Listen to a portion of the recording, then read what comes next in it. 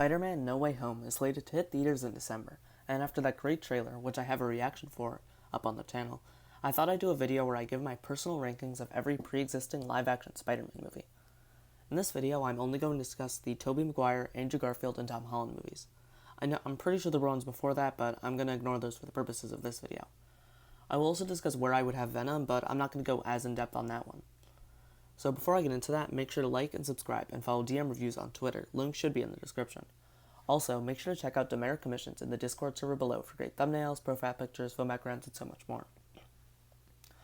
I will give a warning that this video will contain spoilers for the Raimi trilogy, the 2 Andrew Garfield movies, the 2 Tom Holland movies, and Captain America Civil War, but I don't think there will be spoilers for anything else, like not the trailer for No Way Home, not any other MCU projects, just that, so be warned.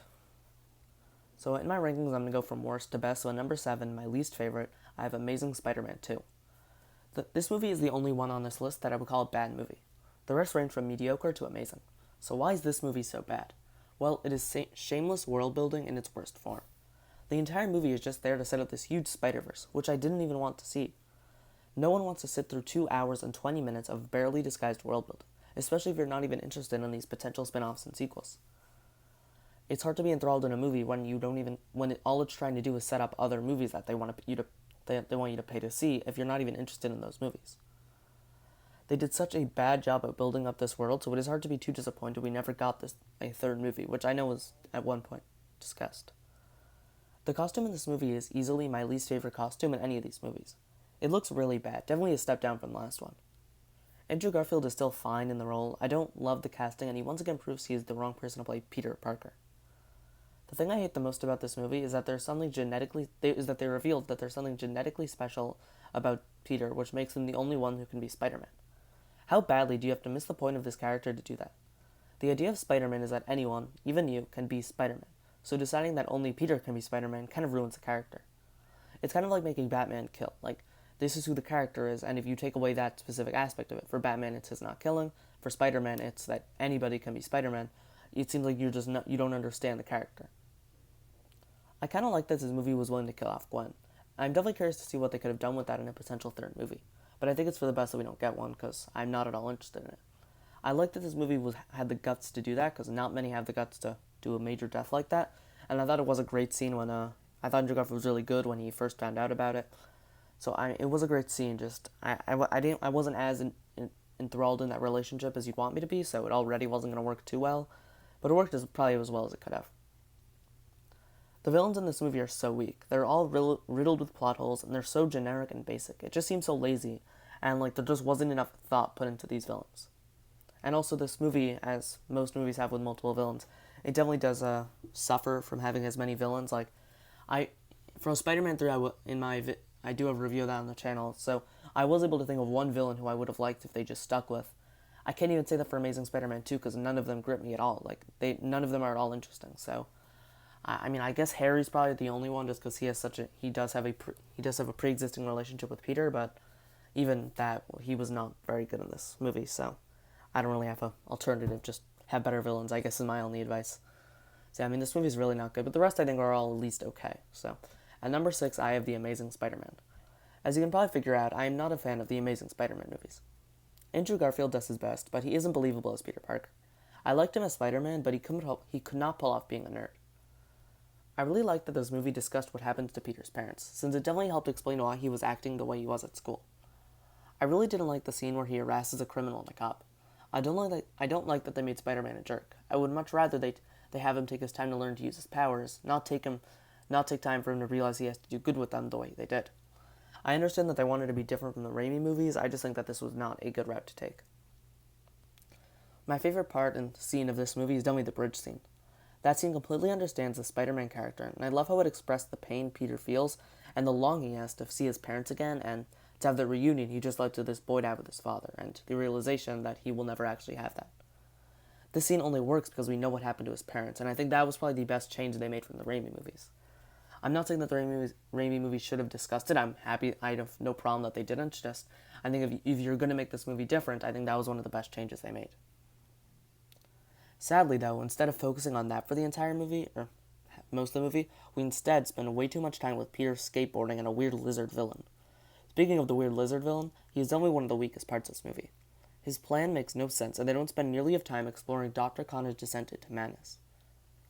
During the final battle, there's a big climactic scene where the people of New York rally behind Spider-Man and construction workers move the cranes to allow him to swing easily.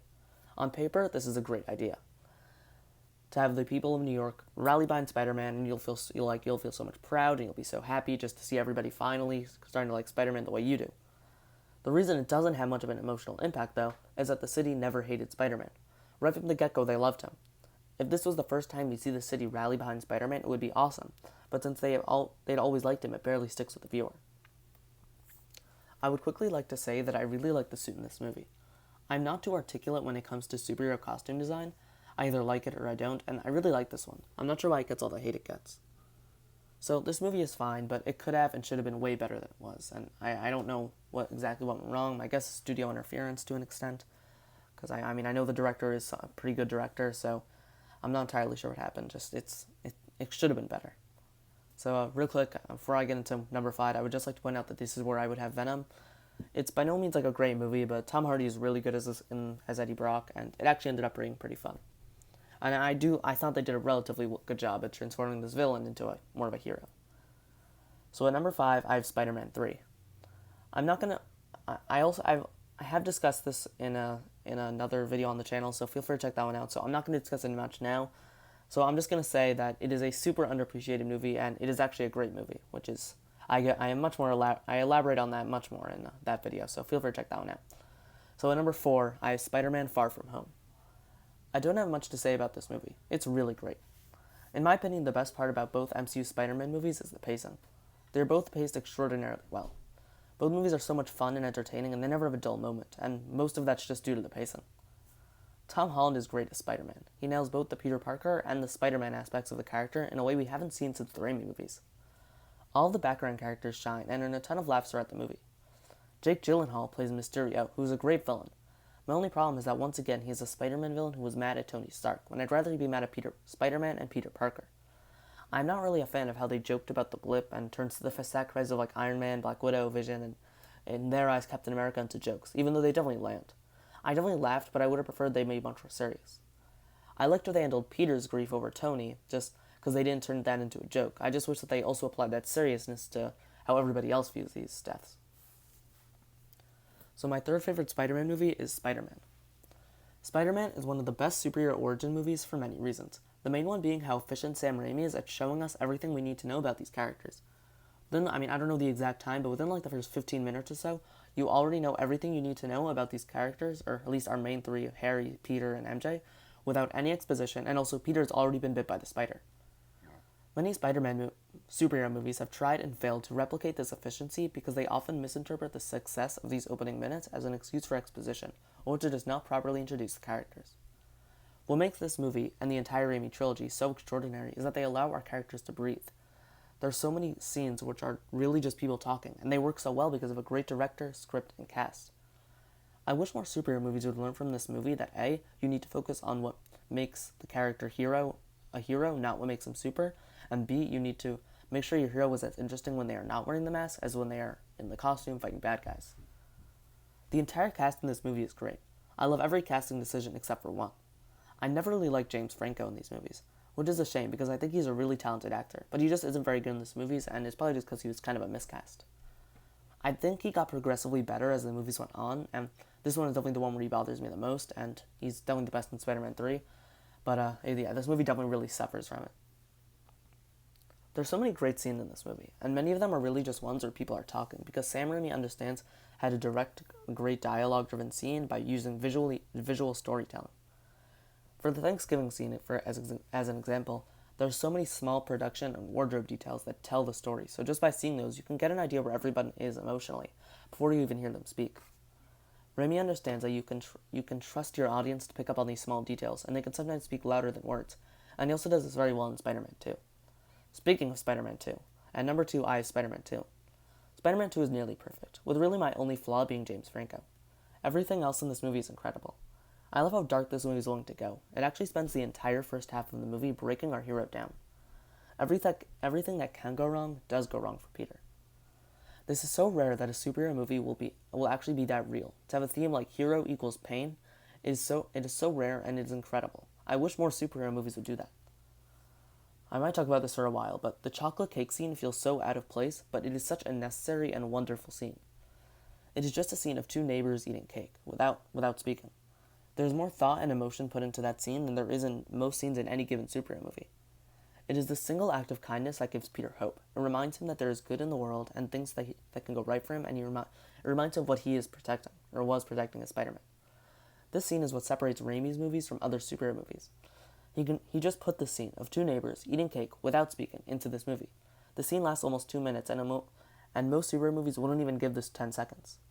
It really humanizes the character, and once again, Raimi is focusing on what makes Peter a hero, not what makes him super. The villain in this movie is definitely my favorite villain of any of the movies on this list. Alfred Molina as Doc Ock is a fantastic casting, and he really brings so much to the role, and he can make you care for him, not only because you don't just want him not to turn into Doc Ock because he may hurt Peter or MJ, but also because you care about the character. This movie is really great, and I had trouble not making it one. Ultimately, the reason I put the next one, which is Homecoming, over it is really just personal preference. So at number 1, I have Spider-Man Homecoming. I love this movie just because it is so fun. This movie is non-stop. Everything keeps moving and the plot never stops, and I am including the conversations. Even the conversations seem high stakes, mainly because of the great acting and the tension built throughout. If you just look at the scene where Vulture talks to Spider-Man just after he drops them off at the homecoming dance, there's so much tension built in that scene, and it feels like the plot's still moving really quickly, even though we just have a small scene of dialogue. I really like that they didn't do the origin story again, since almost everyone knows Spider-Man's origin story by now, so showing it again would be a waste of time. I do, however, wish they discussed Uncle Ben at least once, just to show the impact he had on Aunt May and Peter. I like that in Civil War, he just said the lesson he learned from Ben, but now in his own solo movie, I would have liked if they actually mentioned him in at least one scene, like one emotional scene between Peter and Aunt May, or maybe Tony's there too. That would have been nice, but it doesn't really bother me. I just kind of wish, especially now that we haven't even had that in Far From Home, it kind of bothers me that we haven't gotten yet. Outside of that, I don't really have any complaints about this movie. It is a ton of fun, and it does a great job of creating a full world around Peter that I hope they continue to utilize, as they did in this one and in Far From Home. So do you agree with my list? Make sure to comment what your personal rankings are, and if you were excited or scared by the possibility of bringing back old Spider-Man villains